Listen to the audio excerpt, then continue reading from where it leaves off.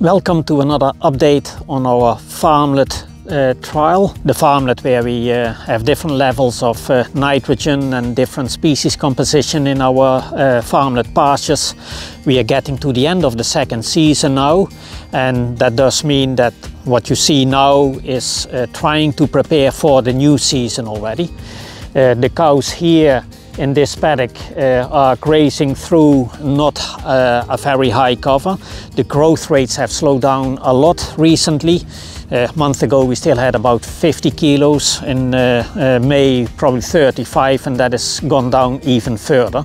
So we have dried off some cows to reduce the amount of cows in the herd. We have gotten rid of the empties.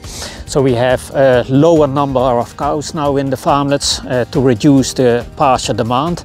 And we are feeding some silage to still balance as good as possible where the cows are at. Grazing is a little bit tighter than we normally would do, just to reset the paddocks for the new season. And also we are trying to achieve a cover at the end of this season that is appropriate to achieve our target cover of around 2,500 at the time when we start grazing again in August.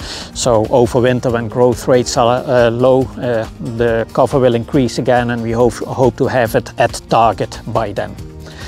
As you can see, this is farmlet 3. There's still a little bit of plantain visible here in this paddock, but it is not much. We couldn't keep plantain in.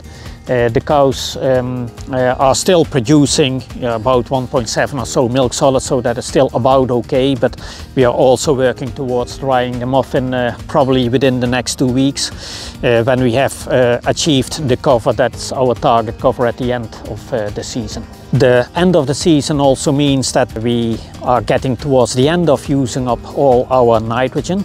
We have in our control treatment, so the normal farmlet, 300 kilos of N as a maximum, and then we have 2 farmlets that have 150 kilos as a maximum, and farmlet 4 has 0 synthetic nitrogen going in.